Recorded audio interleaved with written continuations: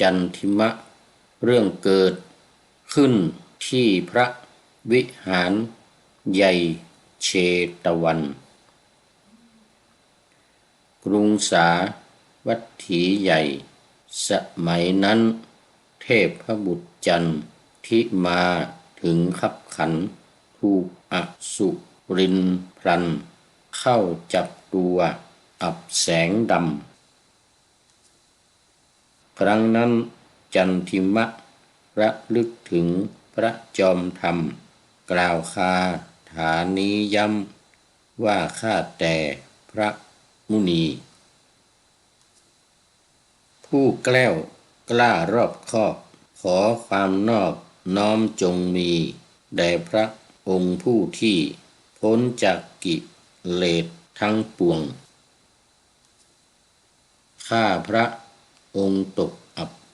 ในความคับขันใหญ่หลวงราหูจับน้ำตาล่วงขอทรงเป็นที่พึ่งทีลำดับนั้นพระผู้ตรัสรู้จอมมุนีทรงปรารภจันทิเทพบุตรตรัสกับราหูอสุรินท่านจงปล่อยจันทิมะมาเสียเถิดพระพุทธาทั้งหลายเป็นผู้ทรงมีความอนุเคราะห์สัตว์โลกกำจัดความทุกข์ขีและเทพพระบุตรนี้ถึงตถาคตผู้เป็นพระอรหันตะว่าเป็นสักรณะเด่นท่านนั้นจึงต้องเว้นก่อเวรกันในทันทีลำดับนั้นอสุรินราหูปล่อยจันทิมะเทพพระบุตรนี้แล้วก็รีบเร่งเข้าไปหาท้าวเวปจิตติถึงที่อยู่สลดใจขนพองสะหยอกเกล้าได้ยืนอยู่ณที่สมควรขอถวายความนอบน้อมแด่พระรัตนตรัยมีพระพุทธเจ้าเป็นต้นขอถวายความเคารพพระมหาเถระพระเถรานุเถระเจ้าคณะพระสังฆาธิการทั่วโลกอันมีพระเดชพระคุณพระธรรมเสนาบดีรองเจ้าคณะภาค7วัดพระธาตุดอยสุเทพเป็นต้นและขออำนวยพรแด่ท่านผู้ฟังท่านผู้ชมสาธุชนพุทธบริษัททั้งหลายวันนี้รายการพระไตรปิฎกลอยฟ้าก็ลอยมาตามคลื่นทะเลจากเกาะไอกือนาศูนย์ปฏิบัติธรรมวัดพระธาตุดอยสุเทพไอกือนาทานลินเอสโตเนียเหมือนเดิมวันนี้อากาศค่อนข้างหนาว0 องศาในตอนกลางวันนี้และมีหิมะตกมากเห็นว่าตอนกลางคืนอุณหภูมิจะลดลงถึง-2หรือ-3ต้องขออภัยต้องปุ้มปุ้ยหน่อยละวันนี้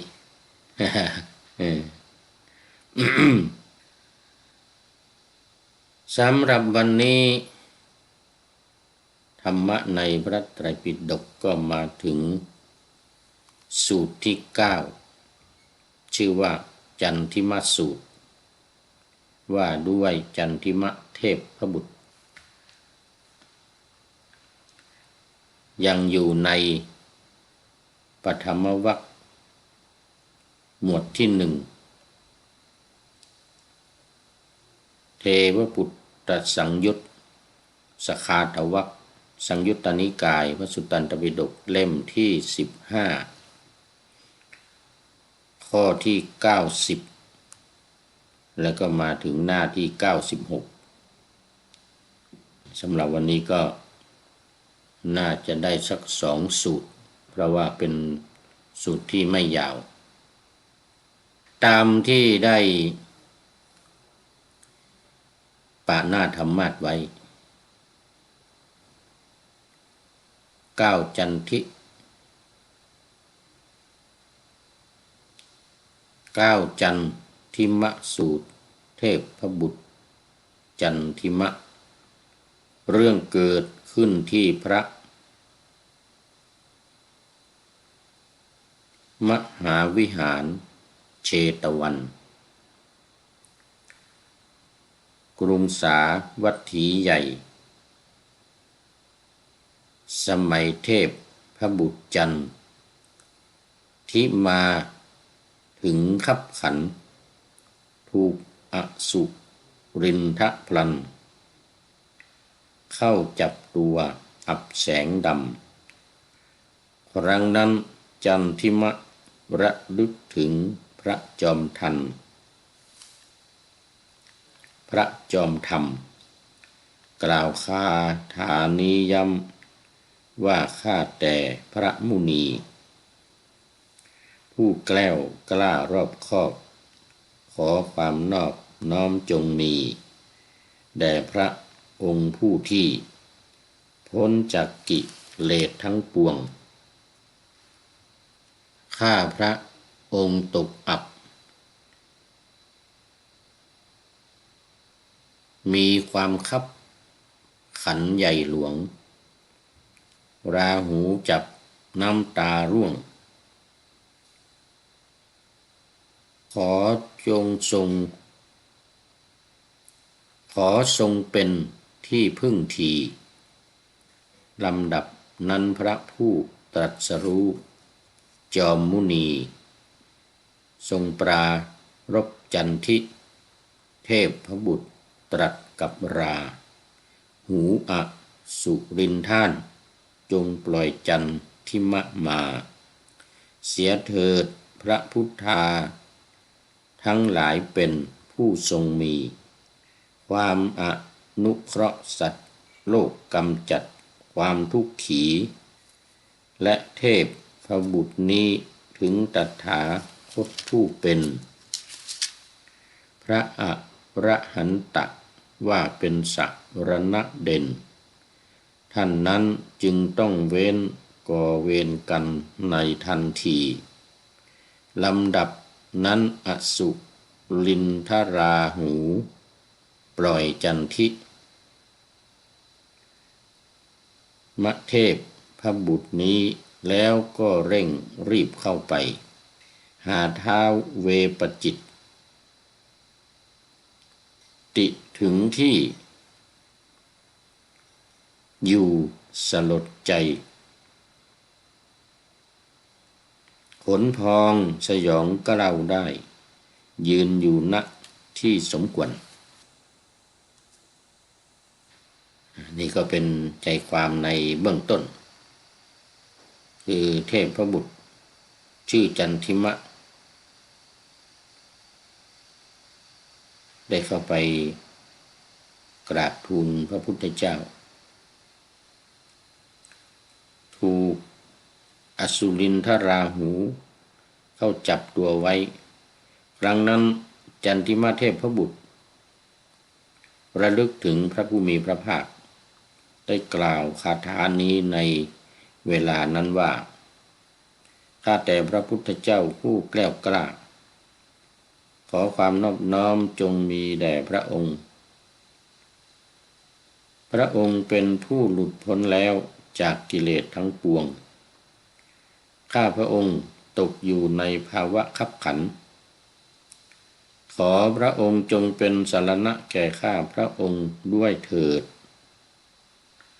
ลำดับนั้นพระผู้มีพระภาคทรงปรารภจันทิมะเทพพบุตรได้ตรัสกับอสุรินทราหูด้วยพระคาถาว่าจ จันทิมะเทพบุตรถึงตถาคตผู้เป็นอรหันต์เป็นสรณะราหูท่านจงปล่อยจันทิมะเทพบุตรเสียเถิดพระพุทธเจ้าทั้งหลายเป็นผู้อนุเคราะห์สัตว์โลกลำดับนั้นอสุรินทราหูปล่อยจันทิมะเทพบุตรแล้วก็เร่งรีบเข้าไปหา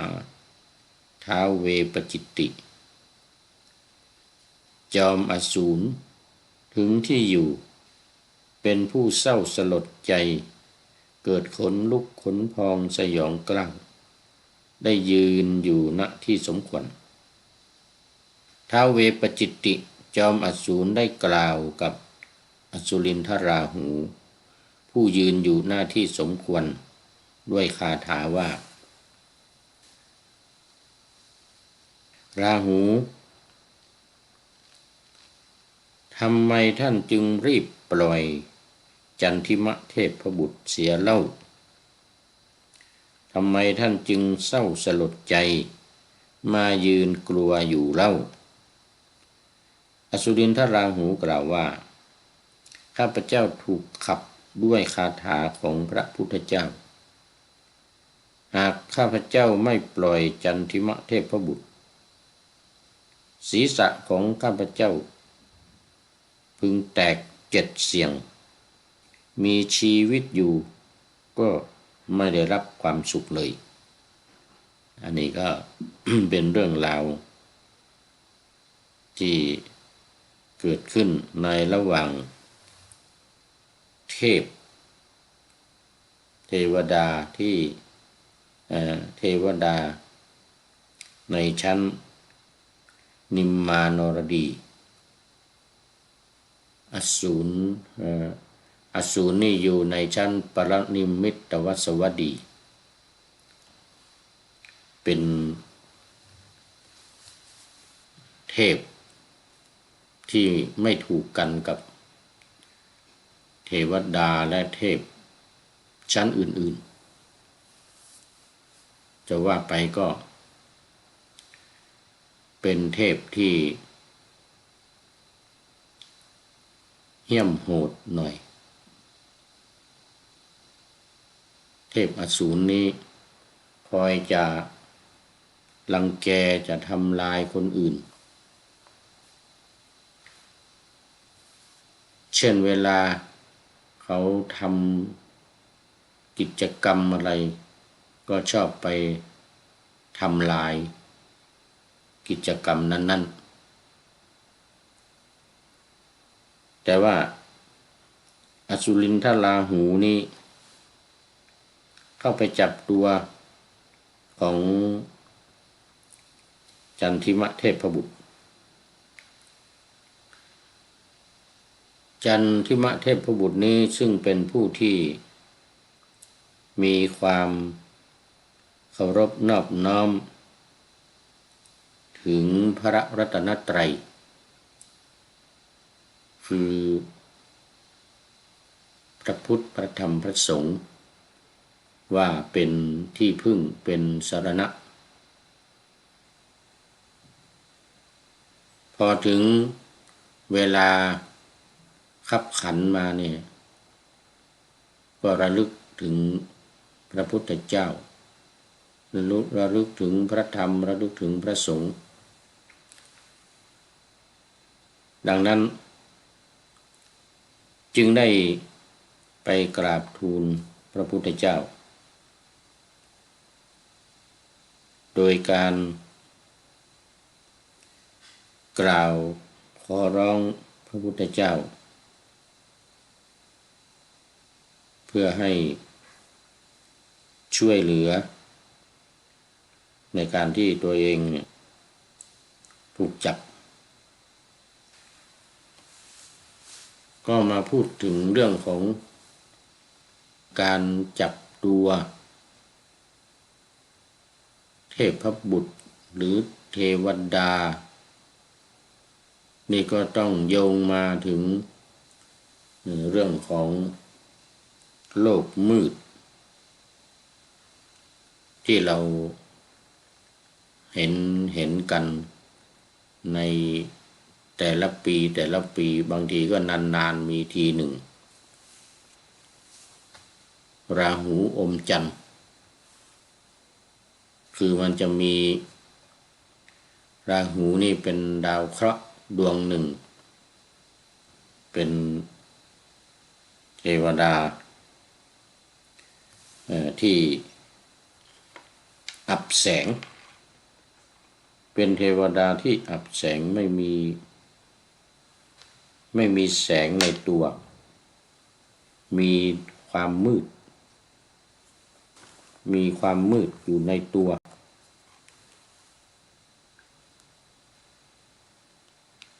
เป็นเทวดาที่ไม่ค่อยดีอ่ะ เป็นเทวดาที่เกเรเกมาเรอันนี้ไอ้ที่ว่าโยงมาถึงปรากฏการณ์ราหูอมจันทร์คือพระจันทร์ในตอนกลางคืนหรือตอนกลางวันก็ตามตอนกลางวันก็มาบังพระอาทิตย์คือดาวเคราะห์ดวงเนี้ยมาบังแสงถ้าเป็นกลางวันนี่ก็บังพระอาทิตย์ก็ทำให้มืดมิดไม่มีแสงในโลกหรือถ้าเป็นตอนกลางคืนก็จะมาบังแสงพระจันทร์แสงเดือนเนี่ยนะก็ทำให้คืนนั้นเนี่ยโลกของเรานี่ก็จะมืดมิดไปหมดนั่นก็คือดาวเคราะห์ดวงเนี้ยมีชื่อว่าราหูเนี่ยดาวราหูมันจะมีว่าดาวราหูดาวเกตนะดาวทั้งเจ็ดที่มีชื่ออยู่ในตำรานี้แล้วเนี่ยมันยังมีอยู่อีก2 ดาวมันตั้งแต่อาทิตย์จันทร์อังคารไปจนถึงวันเสาร์เนี่ยนะเสร็จแล้วก็จะมีราหูแล้วก็เกตพระราหูพระเกตเป็นดาวที่อับแสงไม่มีแสงอยู่ในตัวมืดมิดเวลานานๆทีจะเคลื่อนผ่านมาบังระหว่างโลกของเรากับดวงอาทิตย์หรือโลกของเรากับดวงจันทร์ถ้าเป็นตอนกลางคืนถ้าเป็นกลางวันก็บังพระอาทิตย์มีความใหญ่พอๆกันกับดวงจันทร์และดวงอาทิตย์คือบังกันได้หมดอันนี้เป็นปรากฏการณ์ตามธรรมชาติแต่ว่าในระบบของพระเทวดาชั้นต่างๆลำดับของเทวดาทั้งหลายเนี่ยก็จะมีเป็นชื่อเป็นปรากฏการณ์ในการที่ว่าทำร้ายทำอันตรายกันไปจับกันไว้เทพพบุตรเทวดานี่ก็ถือว่าเป็นฝ่ายดีนะเป็นเทวดาเป็นเทพพบุตรที่เป็นฝ่ายดีส่วนฝ่ายไม่ดีเนี่ยมันจะมีเทวดาชั้นเนี่ยปรนิมมิตวสวัสดีเนี่ยใน6 ชั้นนี่นะตั้งแต่ชั้นจาตุมชั้นดาวดึงส์ชั้นยามาชั้นดุสิตนิมมานรดีแล้วก็ปรนิมมิตวสวัสดีเนี่ยที่6เนี่ยมี2 ชั้นที่มักจะเกเรอยู่ในชั้นที่6ชั้นปรนิมมิตวสวัสดีนี่เรียกว่าเป็นอสูรเลยเสร็จแล้วก็เป็นจอมอสูรแล้วก็มีลูกน้องอย่างเงี้ยอย่างราหูเนี่ยราหูนี่เป็นลูกน้องแล้วก็ชั้นที่1คือชั้นจาตุมเนี่ยชั้นนี้เป็นยักษ์แต่ว่า ยักษ์บางตนนี่ก็ดีนะแต่ส่วนใหญ่จะไม่ค่อยดียักษ์บางตนนี่เป็นยักษ์ที่บรรลุทำขั้นโสดาบันแต่มีกรรมได้ไปเกิดเป็นยักษ์เป็นมารแต่มารนี้จะอยู่สูงขึ้นไปหน่อยไปในชั้นนิมมานรดีมารนี้จะอยู่ในชั้นนิมมานรดีในชั้นจาตุมนี่จะเป็นยักษ์ที่ดีที่เป็นอริยบุคคลเป็นโสดาบันก็ยกตัวอย่างเช่นพระเจ้าพิมพิสารขณะนี้เป็นยักษ์ปรากฏว่าเป็นยักษ์อยู่ในเทวดาชั้นจาตุมอยู่ชั้นแรกจาตุมมหาราชิกาเนี่ยนะก็มีท้าวเวสสุวรรณเนี่ยองค์หนึ่งที่เป็นยักษ์ก็จะมียักษ์อยู่4 ตนยักษ์ใหญ่เป็นยักษ์ที่ดีนะ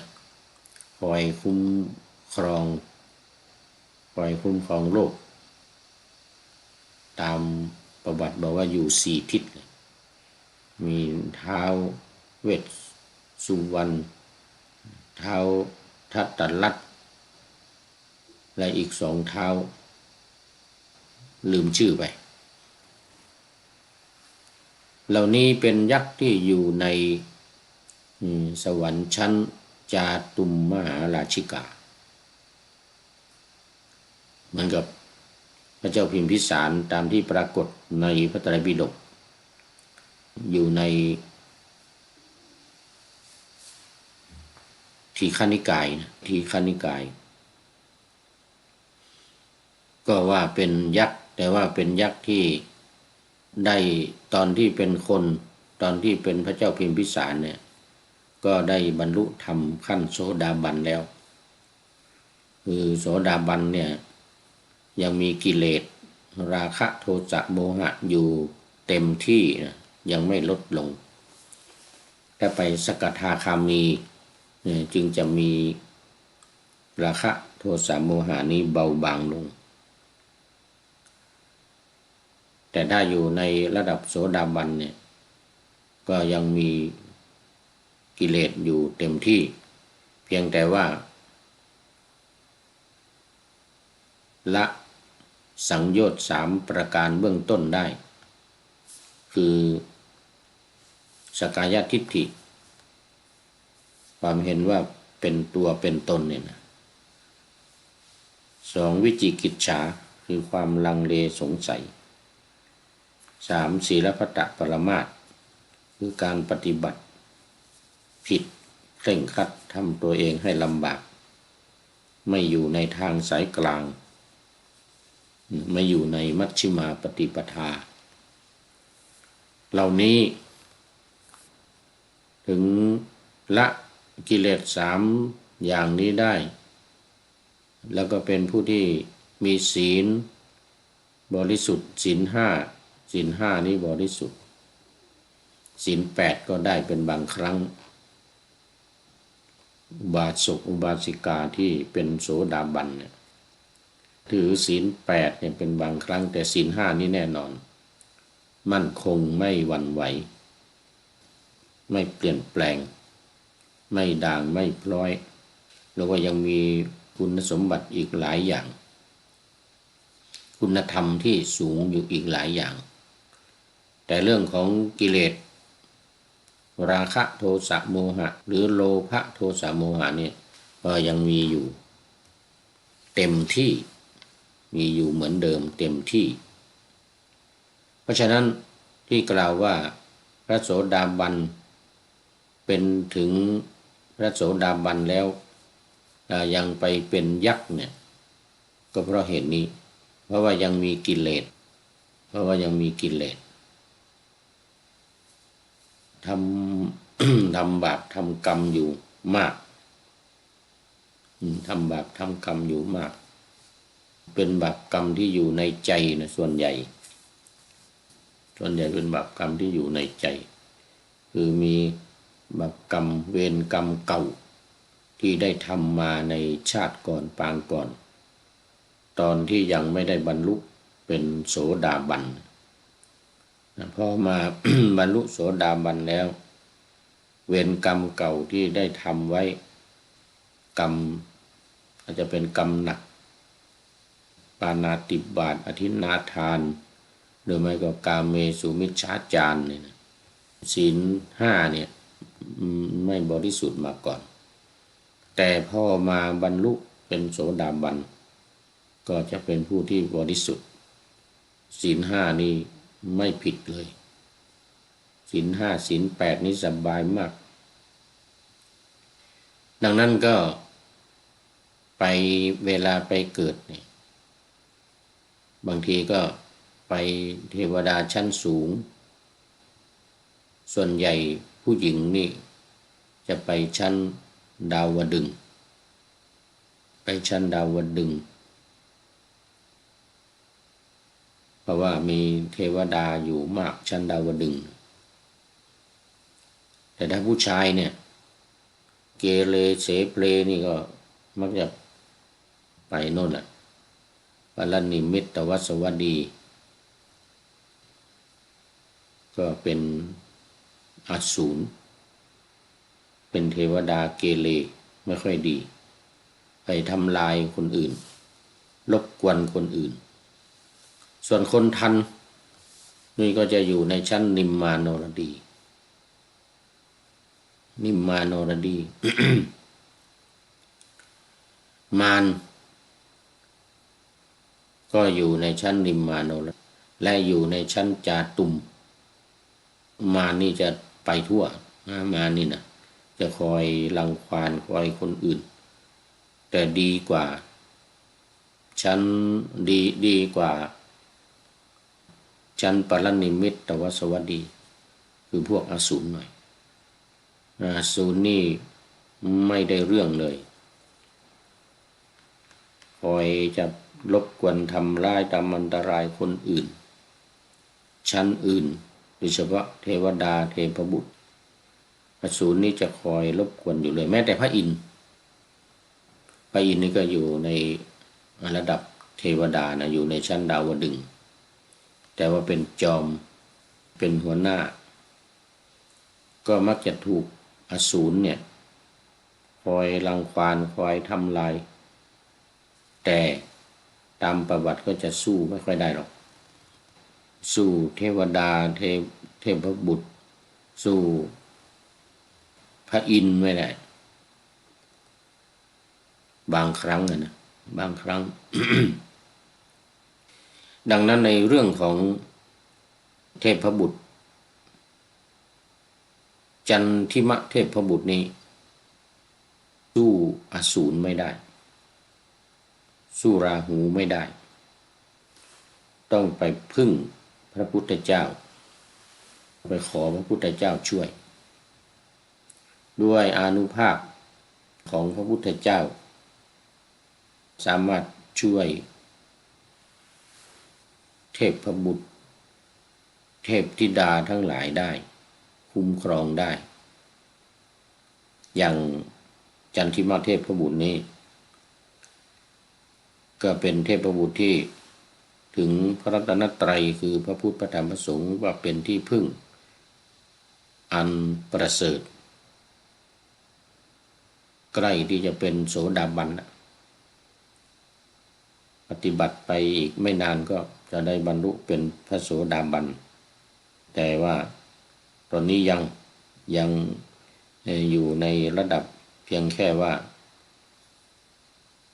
ถือพระพุทธพระธรรมพระสงฆ์เป็นสรณะเป็นขั้นต้นเข้าสู่กระแสละเข้าสู่กระแสของพระนิพพานละในขั้นต้นแต่ว่ายังไม่ถึงระดับแม้โสดาบันสกทาคามี แต่ว่าในความที่เป็นผู้ถึงพระตถาคตถึงพระพุทธเจ้าว่าเป็นสรณะเป็นที่พึ่งนี้อานุภาพบุญญาบารมีของพระพุทธเจ้าก็มาคุ้มครองได้อย่างจันทิมาเทพบุตรนี้ก็ถูกราหูจับไว้ก็กล่าวขอพระพุทธเจ้าช่วยด้วยอานุภาพของพระพุทธเจ้าก็สามารถว่ากล่าวตักเตือนด้วยธรรมะด้วยเมตตาต่อราหูให้ปล่อยเทพบุตรนี้ได้ตอนที่เทพบุตรราหูเนี่ยอสุรินทราหูเนี่ยอสูรเนี่ยปล่อยแล้วก็รีบเข้าไปเฝ้าจอมอสูรคือท้าวเวปจิตติที่เป็นจอมอสูรเวปจิตตินี่ก็ถามว่าทำไมจึงปล่อยทำไมจึงรีบปล่อยว่างั้นนะจับเทพบุตรนี้แล้วทำไมจึงรีบแล้วก็หลังจากปล่อยแล้วนี่ก็มาเศร้าโศกเสียใจมาทำสลดใจมายืนอยู่โศกเศร้าเหงาหงอยอยู่อย่างนี้นะเทพบุตรขอไปราหูอสุรินทราหูนี่ก็ได้กล่าวกับกล่าวตอบจอมอสูรคือท้าวเวปจิตติเนี่ยว่าข้าพเจ้าถูกขับด้วยคาถาของพระพุทธเจ้าถ้าหากว่าไม่ปล่อยจันทิมะเทพบุตรเนี่ยศีรษะของข้าพเจ้าเนี่ยจะแตกเป็น7 เสียงชีวิตก็จะได้รับความลำบากอยู่ไม่เป็นสุขอันนี้เป็นอานุภาพของพระพุทธเจ้าเป็นอานุภาพของพระพุทธเจ้าเพียงแต่กล่าวให้ปล่อยถ้าไม่ปล่อยก็ศีรษะจะแตกเป็น7 เสียงนี่คือบุญญาบารมีของพระพุทธพระธรรมพระสงฆ์พระรัตนตรัยมีพระพุทธเจ้าเป็นต้นก็ย่อมจะสามารถในการคุ้มภัยอันตรายให้กับคนอื่นได้ให้กับเทวดาและมนุษย์ทั้งหลายได้ด้วย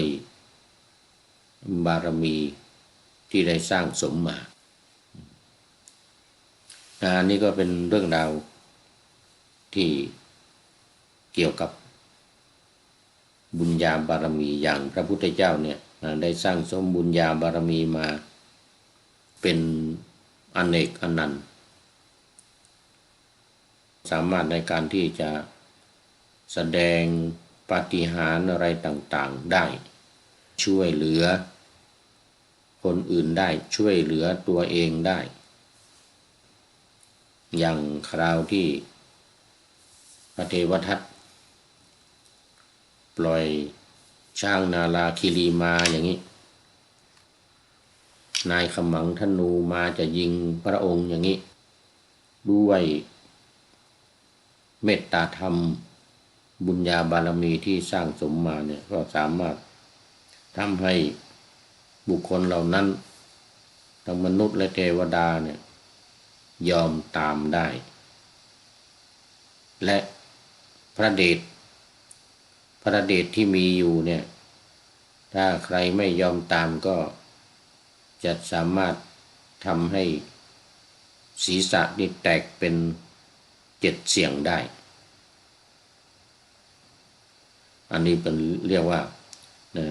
เป็นสิ่งที่เราคาดไม่ถึงมันเป็นสิ่งที่เราคาดไม่ถึงเราปุถุชนคนธรรมดานี้จะคาดไม่ถึงแม่เทวดาที่อยู่ในชั้น ชั้นสูงแล้วเนี่ยก็ยังขาดไม่ถึงในเรื่องของบุญญาบารมีที่สร้างสมมาเขาเรียกอีกอย่างหนึ่งว่าเป็นอจินไตยนะเป็นสิ่งที่ไม่ควรคิดเป็นสิ่งที่ไม่ควรไปต่อต้านหรือไปดูถูกดูหมิ่นเหยียดหยามไปกล่าวหมิ่นกล่าวไม่ดีตำหนิติเตียนก็ทำให้เป็นภัยเป็นพิษเป็นภัยต่อตัวเองได้ขนาดไม่ถึงกับพระพุทธเจ้าแม้พระอรหันต์ทั้งหลายพระอริยบุคคลทั้งหลายขั้นอนาคามีขึ้นไปเนี่ยหรือแม้แต่โสดาบันขึ้นไปเนี่ยจนถึงอรหันต์เนี่ยถ้าใครไปตำหนิติเตียนหรือไปกล่าวร้ายโดยความไม่รู้ก็เป็นโทษเป็นภัยเกิดแก่ตัวเองได้มีตัวอย่างมาเยอะเหมือนกันเอาละตัวนี้เรามาพูดอีกสักสูตรหนึ่งสูตรนี่เป็นสูตรที่10สูตรที่10นี่ก็คือสุริยสูตรสุริยสูตรที่ว่าด้วยสุริยเทพคือเทพชื่อว่าสุริยะแต่ตามปกติสุริยะนี่ก็จะเป็นชื่อของพระอาทิตย์นะเป็นชื่อของพระอาทิตย์สุรีเนี่ยแสงสุรีร้อนอะไรอย่างเงี้ยแสงพระอาทิตย์ลงต่ำใกล้จะค่ำเรื่องนี้ก็เกิดที่สาวัตถีเหมือนกันสมัยนั้นสุริยะเทพพบุตรถูกอสุรินทราหูเข้าจับตัวไว้ครั้งนั้นสุริยะเทพพบุตรก็ระลึกถึงพระผู้มีพระภาคได้กล่าวคาถาในเวลานั้นว่าข้าแต่พระพุทธเจ้าผู้แกล้วกล้าขอความนอบน้อมจงมีแด่พระองค์พระองค์เป็นผู้หลุดพ้นแล้วจากกิเลสทั้งปวงข้าพระองค์ตกอยู่ในภาวะคับขันขอพระองค์จงเป็นสรณะแก่ข้าพระองค์ด้วยเถิดเหมือนกับจันทิมะเทพบุตรจันทิมะเทพบุตรจันทิมะจันทิมาพระจันทร์นี่ก็คือดวงจันทร์นี่แหละที่เป็นส่องแสงตอนกลางคืนนี่นะแต่นี่สุริยะก็พระอาทิตย์ส่องแสงตอนกลางวันลำดับนั้นพระผู้มีพระภาคทรงปรารภสุริยะเทพบุตรได้ตรัสกับอสุรินทราหูด้วยคาถาว่าสุริยะเทพบุตรถึงตถาคตผู้เป็นพระอรหันต์เป็นสรณะราหูท่านจงปล่อยสุริยะเทพบุตรเถิดพระพุทธเจ้าทั้งหลายเป็นผู้อนุเคราะห์สัตว์โลกสุริยะเทพบุตรเป็นผู้ส่องแสงทำความสว่างในที่มืดมีสันฐานเป็นวงกลมมีเดชสูงท่านอย่าอมสุริยะเทพบุตรผู้เที่ยวไปในอากาศเลยราหูท่านจงปล่อยสุริยะเทพบุตรผู้เป็นบุตรของเราเถิดดำนั้นสุรินทราหูปล่อยสุริยะเทพบุตรแล้วก็เร่งรีบเข้าไปหาท้าวเวปจิตติอีกเหมือนกันจอมอสูรถึงที่อยู่เป็นผู้เศร้าสลดใจเกิดขนลุกขนพองสยองกล้าวได้ยืนอยู่ในที่สมควรท้าวเวปจิตติจอมอสูรก็ได้กล่าวกับอสุรินทราหูผ ผู้ยืนอยู่ณที่สมควรว่าแล้วก็ตรัสคาถาว่าราหูทำไมท่านจึงรีบปล่อยสุริยะเทพบุตรเล่าทำไมท่านจึงเศร้าสลดใจมายืนตัวสั่นงันงกอยู่ที่นี่เล่าอสุรินทราหูก็กล่าวเป็นคาถาว่าข้าพเจ้าถูกขับด้วยคาถาของพระพุทธเจ้าหากข้าพเจ้าไม่ฟังไม่ปล่อยสุริยะเทพบุตรศีรษะของข้าพเจ้าพึงแตกเป็น7 เสียงมีชีวิตอยู่ก็จะไม่ได้รับความสุขเลยอันนี้ก็เป็นทำนองเดียวกันทำนองเดียวกันกับจันทิมะเทพบุตรคือเมื่อถูกพระพุทธเจ้ากล่าวคาถานี่เขาบอกว่าถูกขับด้วยคาถาของพระพุทธเจ้า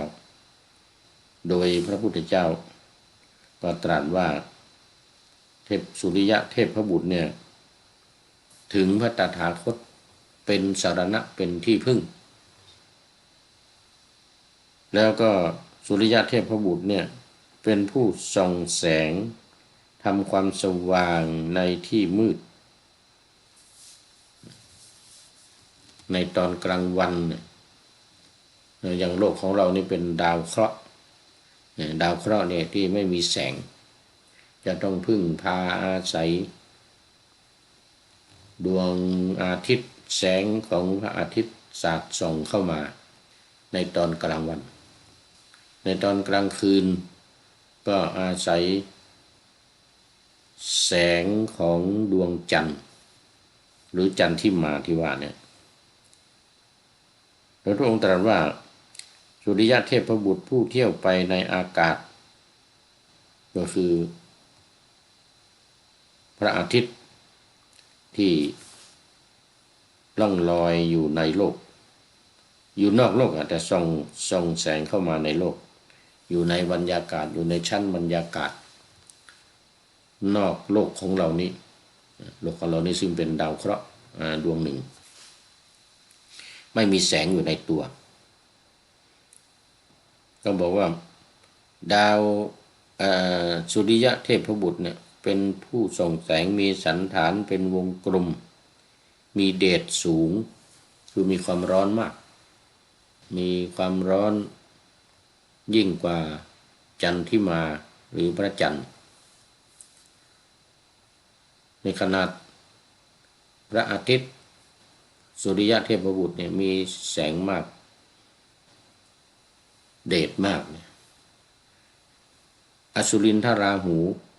คืออสูรสุรินอสูรราหูเนี่ยยังจับได้นะยังจับได้นั่นแสดงว่าอสูรเนี่ยมีความแข็งแกร่งมีความแข็งแรงฤทธิ์มีเดชยิ่งกว่าพระจันทร์พระอาทิตย์ก็ขนาดว่าไปจับได้เนี่ยจับเอาไว้ได้ การจับก็จะเป็นลักษณะเดียวกันกับที่ได้กล่าวไว้เบื้องต้นเป็นการบังเป็นการบังแสงของดวงอาทิตย์ในตอนกลางวันบางทีนี่ก็หลายชั่วโมงนะอย่างที่เราเห็นปรากฏการณ์ราหูอมจันทร์ราหูดวงราหูอมสุริยะดวงอาทิตย์ราหูอมจันทร์อมดวงพระอาทิตย์ซึ่งเมื่อปีที่ผ่านมาปีนี้แหละที่ผ่านมาเมื่อ 4-5 เดือน 7-8 เดือนที่ผ่านมาแล้วเนี่ยก็มีปรากฏการณ์ ก็ได้แก่ในปัจจุบันนี้ก็คือมันมาตรงกันนั่นเอง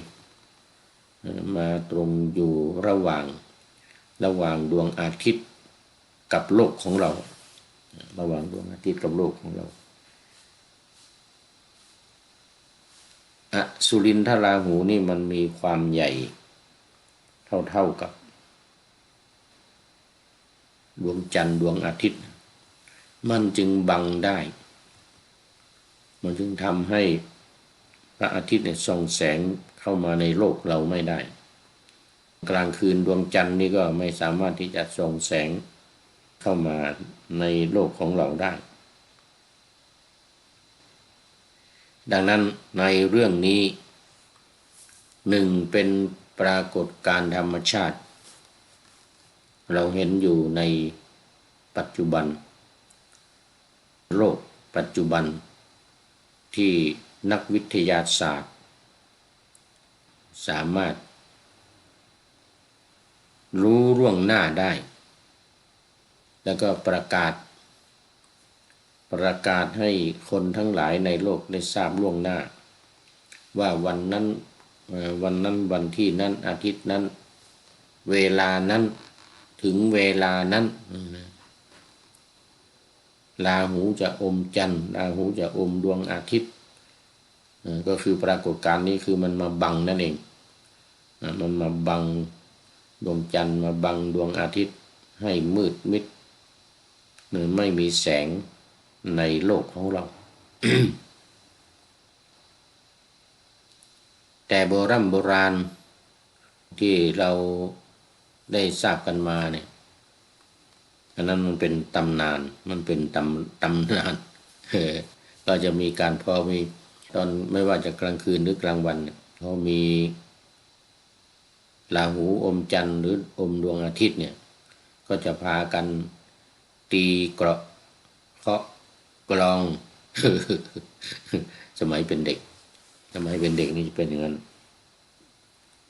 เพราะทำไมตีทำไมไล่มันว่ากันไล่ไม่ให้มันมาอมจันทร์เนี่ยมันไล่ให้มันมาอมพระจันทร์ไล่ให้มันมาอมพระอาทิตย์พากันตีเกราะเคาะกลองเอากระมังถังเปเอาคล้องถ้าอยู่ในวัดนี่เนี่ยเอาคล้องมาตี เสียงดังลั่นสนั่นหวั่นไหวตีทำไมไล่ราหูว่างั้นไล่ราหูอมจันทร์ราหูมาอมดวงอาทิตย์อย่างนี้นะ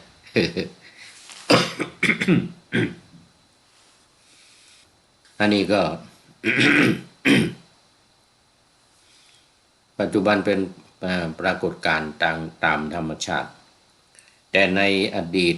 ในสมัยพระพุทธเจ้าในสมัยที่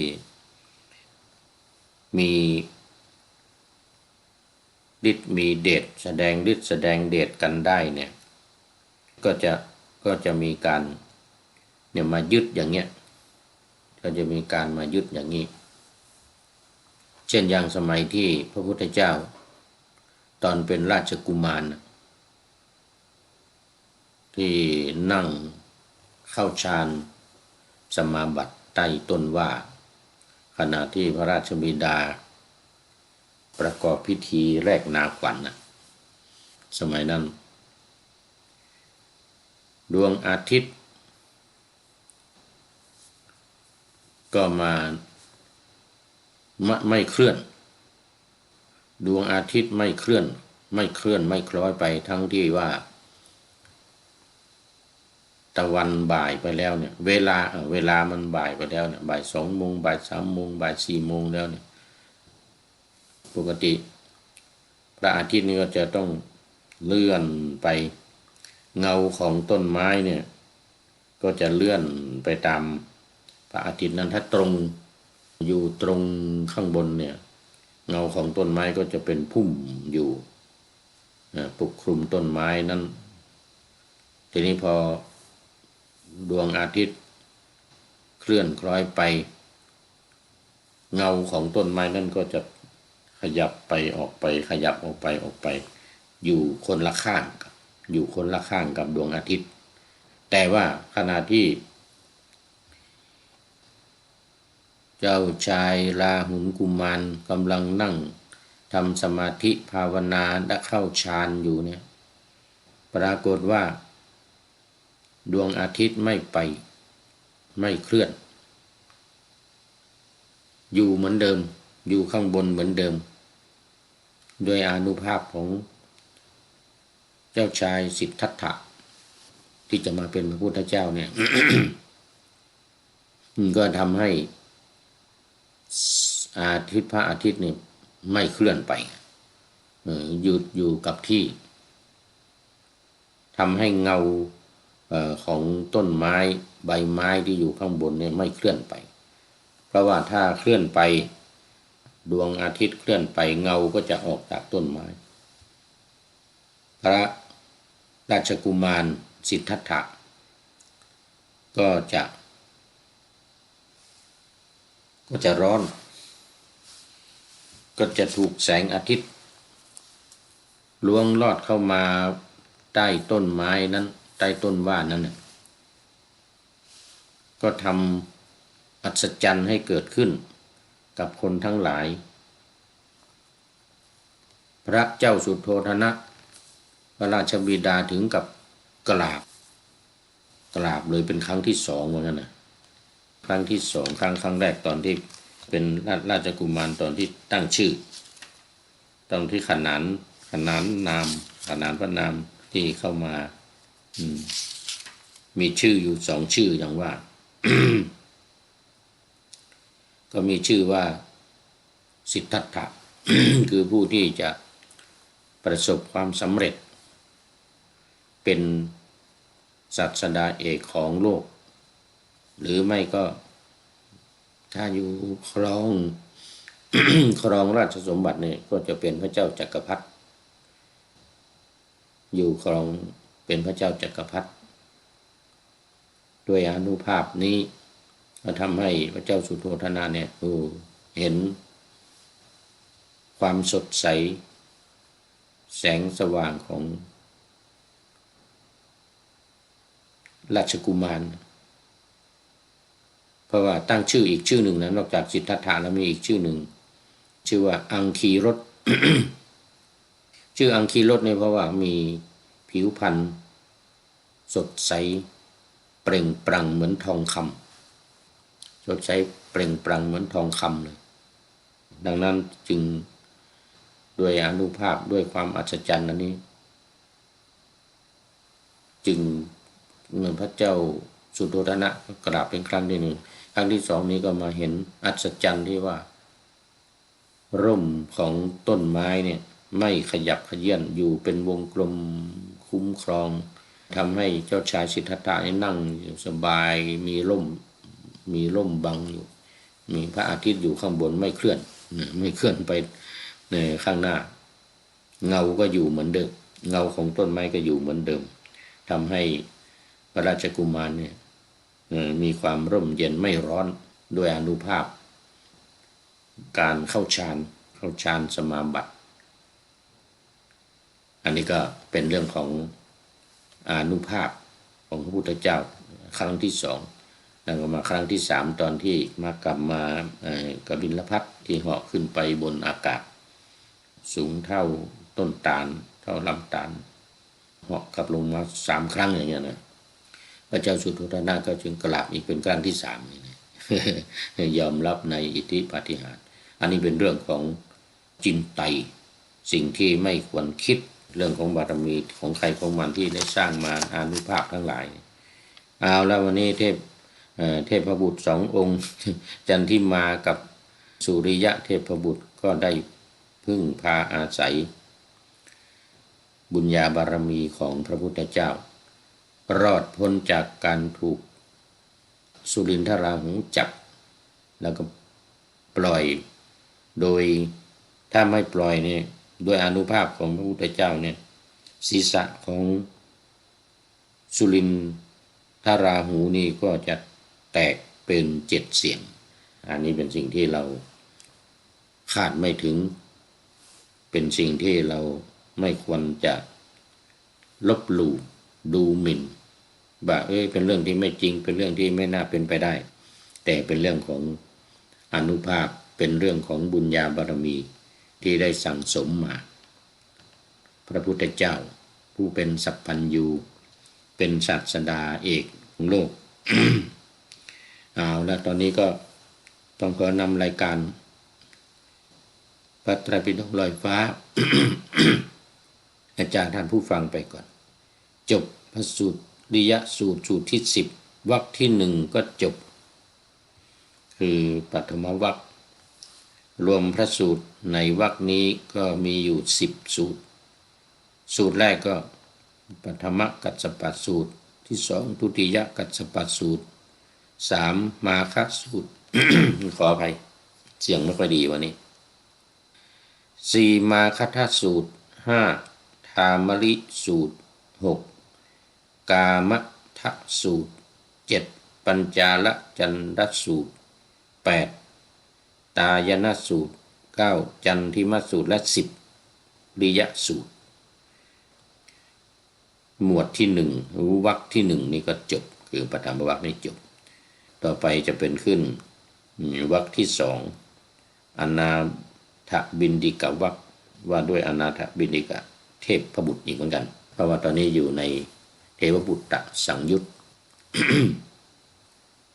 ก็มาฟังกันในวันต่อไปอนาถบิณฑิกะเทพบุตรตอนที่อยู่เป็นฆราวาสก็เป็นมหาเศรษฐีตายไปก็ไปเป็นเทพบุตรจะมีความเป็นไปเป็นมาอย่างไรแล้วจะมีเหตุการณ์อะไรเกิดขึ้นฟังในวันขอนำพระไตรปิฎกลอยฟ้าไปจากผู้ฟังทั้งหลายในโลกล่าวันต่อไปจะได้จรย้อนกลับมาสู่สถานีใหม่ให้ท่านฟังอย่าลืมเปิดวิทยุหรือเครื่องรับโทรศัพท์โมบายคอมพิวเตอร์ผัง YouTube เฟซเพจไลน์ให้ดังๆเพื่อชมฟังรายการวันต่อไปขอทุกท่านมีความสุขทุกคืนวันนำธรรมะประกอบการงานทั้งหลายเช่นขยันทำงานทางวาจากายใจขวัญขวายกิจการงานนานาบำเพ็ญสาธารณประโยชน์เว้นสิ่งที่มีโทษโหดเยี่ยงสาประกอบแต่กรรมดีมีราคาแสวงหาเงินทองครองใจคนเสียสละพลทรัพย์นับมากน้อยไม่ให้ล้านก็ให้ร้อยไม่ด้อยผลเอื้อคนรวยช่วยคนยากฝากคนจนให้ทุกคนเท่ากันมาตรฐานเดียวขอเจริญพร